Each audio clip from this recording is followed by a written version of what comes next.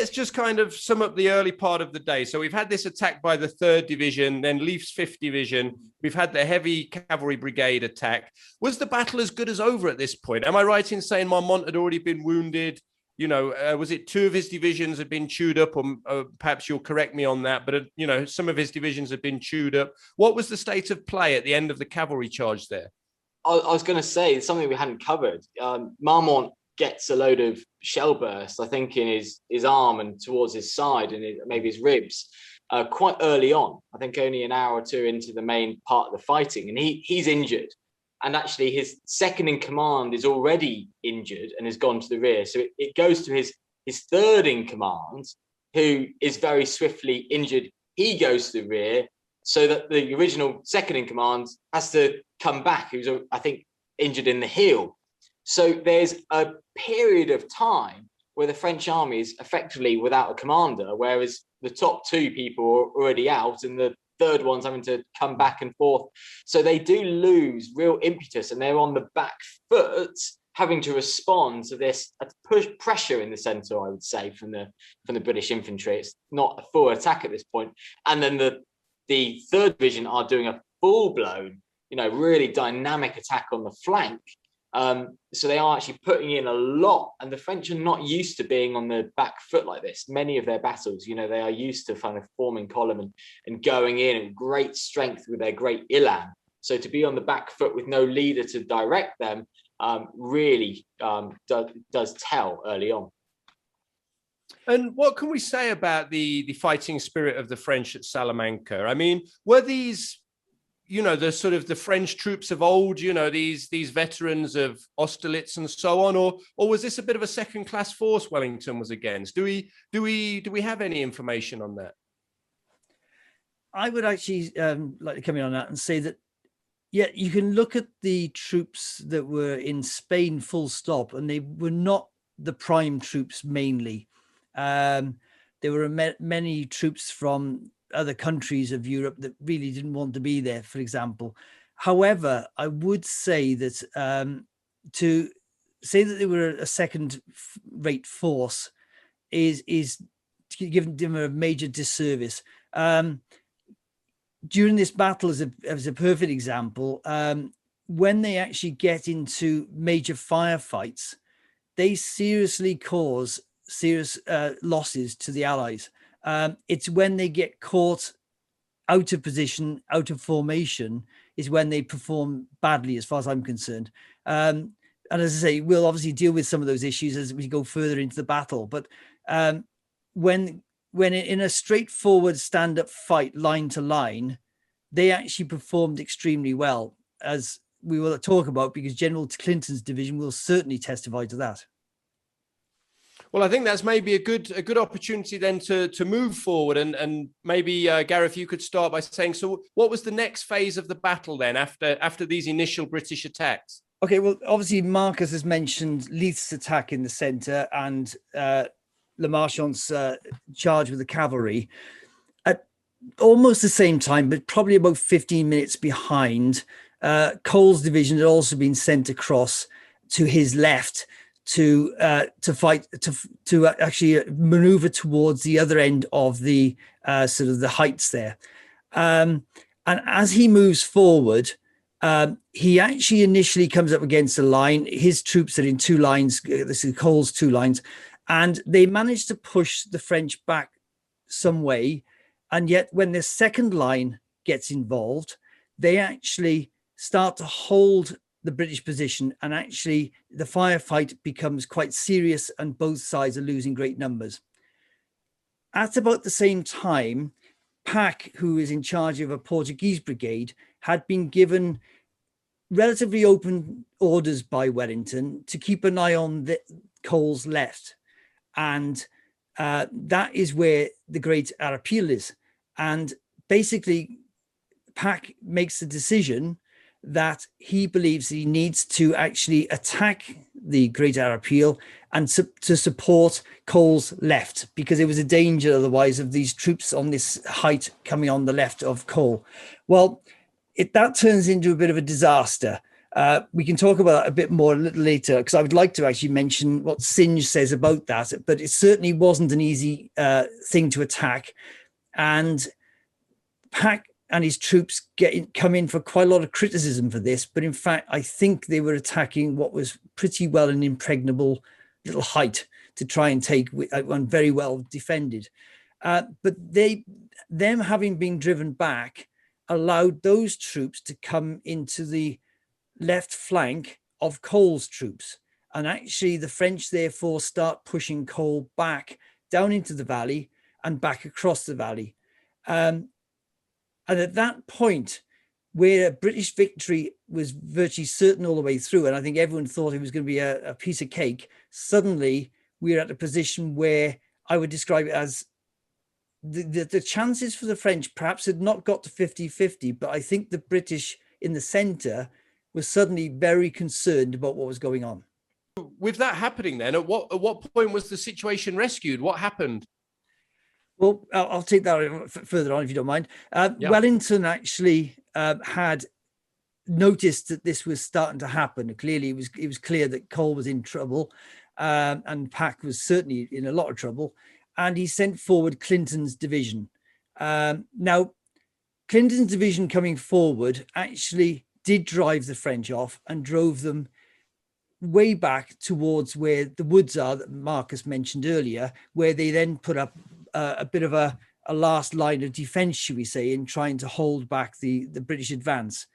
However, the whole question of Clinton's attack seems to raise quite a lot of comment by people.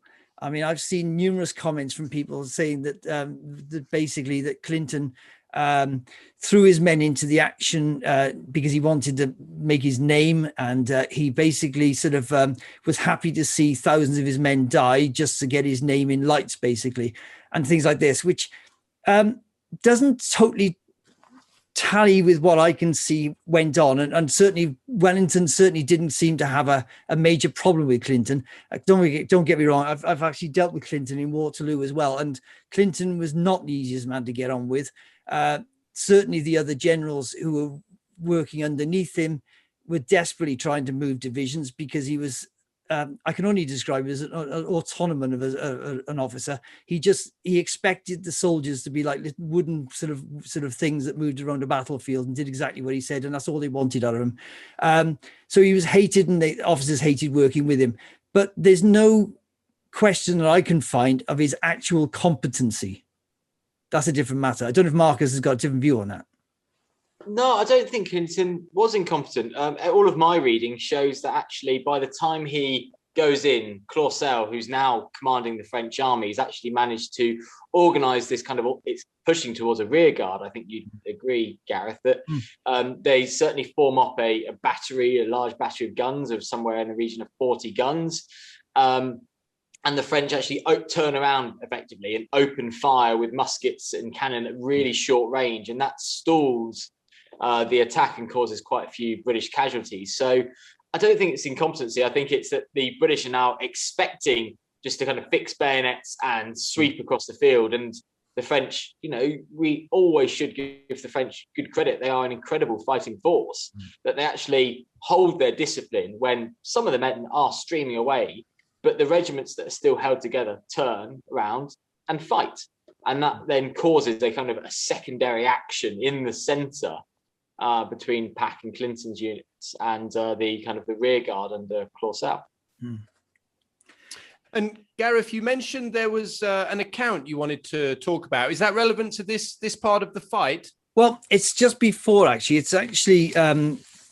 It's a relatively short piece, if that's okay, but I'll just read out if I'm right to do it. But Captain Singe, as I said, was actually ADC to General Pack. So he's talking about the actual attack on the this height, which is a rocky height, which is extremely difficult to actually get at.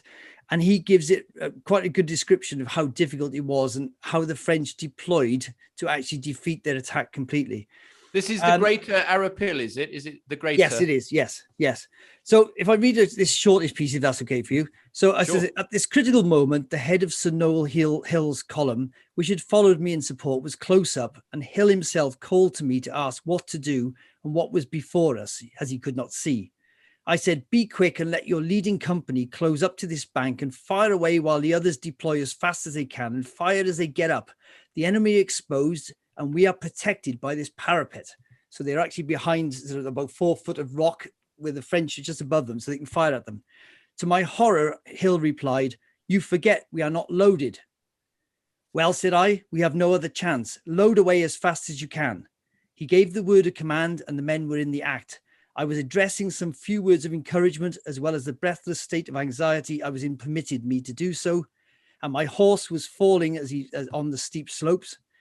And 2 or 3 of the storming party were trying to scramble up the scarp we were trying to get up when the whole line opposed to us fired, knocked me over and literally cut to pieces the few that had climbed the wall. My thigh was broken, and in falling, having no hold of the saddle, I could not hold in any manner save myself. Ronald, this horse, made a couple of springs down the hill while I was falling, and this, together with the mangled bodies of those who fell back off the scarp on the heads of Hill's column, caused them to fall back in confusion while still loading, and as they were unable to do so fast enough, it caused a sensation of panic, which caused them completely to retire.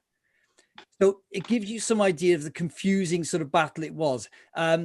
He does explain that Pack had decided to storm these heights in the same way they had done at Badajoz, effectively, which was don't get involved in shooting, go in with just the bayonet unloaded.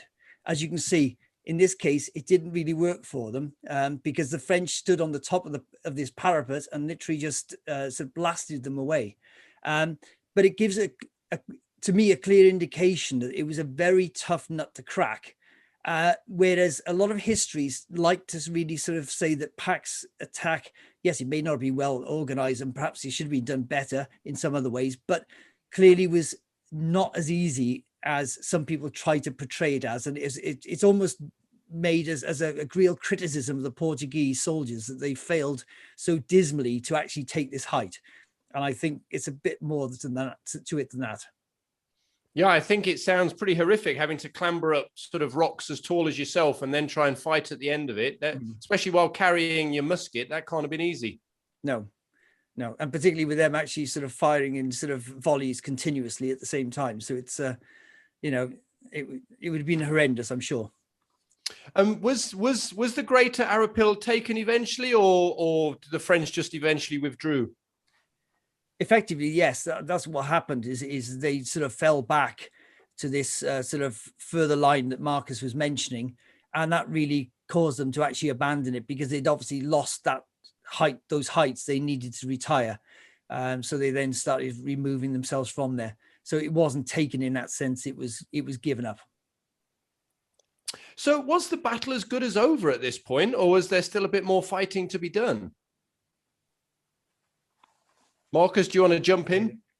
Yeah, it's mostly over. There's still some fighting in the centre, but we are pushing towards what is now a one-way battle with a rearguard action.